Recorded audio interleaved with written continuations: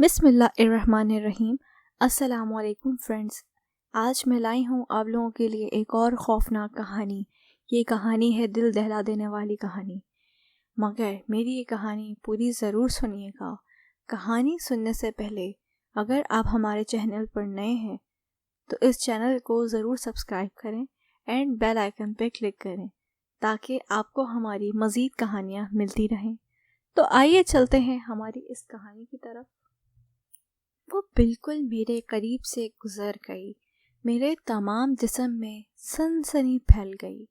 वैसे तो इसका बेहद हसीन चेहरा, उसकी बेहद खूबसूरत मगर सर्द नीली आंखें, उसका पूरा किसी को भी सरापा ठकठका सकता था। मगर मेरे रोंगटे खड़े होने की वजह सिर्फ उसका सरापा ही नहीं, बल्कि उसके गले में पहना हुआ एक हदोबेश कीमत वाला डायमंड का लॉकेट भी था। जेवर को पहचानने में मुझे कभी भी वक्त नहीं लगता था। मैं एक नज़र में ही उसकी मालियत को जांच लेता हूँ।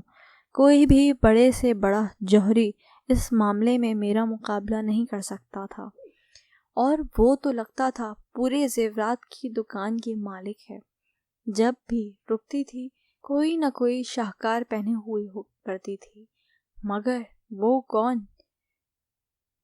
ठहरिए, मैं आपको शुरू से बताता हूँ। मेरा नाम रोनी है। अब आप कहेंगे ये क्या नाम हुआ? असल में मेरा पूरा नाम रोनाल्डो है, जिसको मेरे दोस्तों और मेरे पेशे ने रोनी कर दिया था। इस टाउन में मुझे आए हुए चंद माह हुए हैं।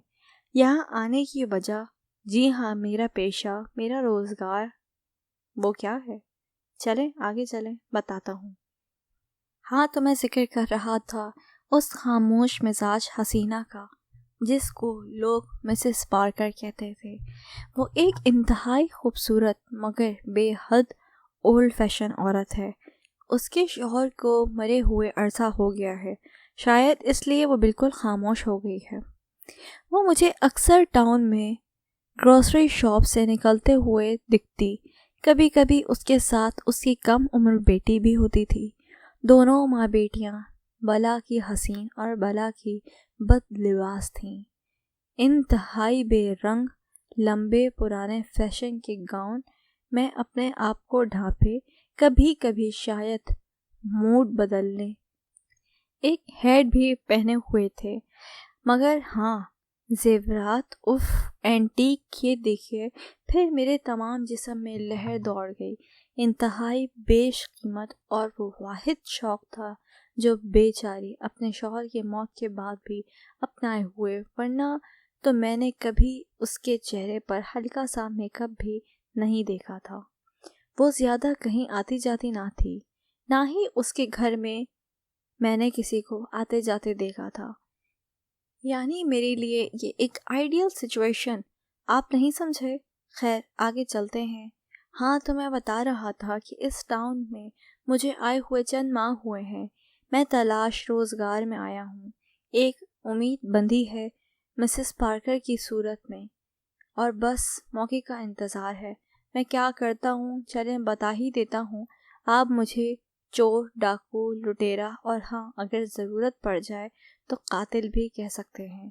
वो वैसे खून खराबा मुझे पसंद नहीं, लेकिन अगर ज़रूरत पड़ जाए तो मैं एक भेड़िया साबित हो जाता हूँ। आज कई माह के इंतज़ार के बाद एक आइडियल सिचुएशन मेरे हिसाब से पैदा हो गई। सख्त सर्दी और फिर सुबह से होने वाली बारिश। तमाम टाउन के लोग शाम से अपने अपने घरों में बंद थे। गलियों में तारीकी का माहौल था और खामोशी आम थी।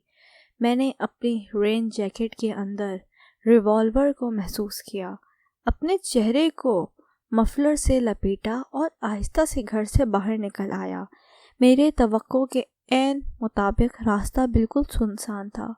मिसेस पार्कर के बेशकीमत जेवरात, उफ, मेरे मुंह में पानी भर आया।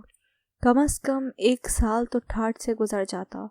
फिर कोई नई जगह, नया शिकार, इसी तरह होता आ रहा था। मैंने मिसेस पार्कर के आलीशान मगर बेहद पुराने तर्ज के बंगले के दरवाजे पर दस्तक दी। तेज़ बारिश से शायद डोर बेल ख़राब हो गई थी। मेरी तवक्को के ख़िलाफ़ उसने फ़ौरन दरवाज़ा खोल दिया। वो दरअसल मैंने खूंखार करके कहा, मेरा फ़ोन बारिश में डेड हो गया है, मुझे एक अर्जेंट फ़ोन कॉल करनी है, क्या मैं आपका फ़ोन इस्तेमाल कर सकता हूँ?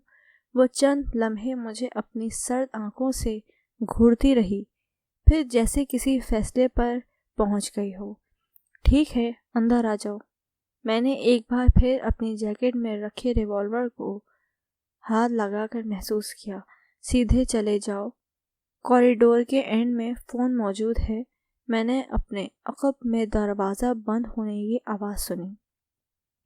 मिसेस पार्कर दरवाज़ा बंद करके मुड़ी और आज उसकी सर्द आंखें खामोश नहीं थीं। उनमें किसी बदरू की वहशत ज़रूर थी।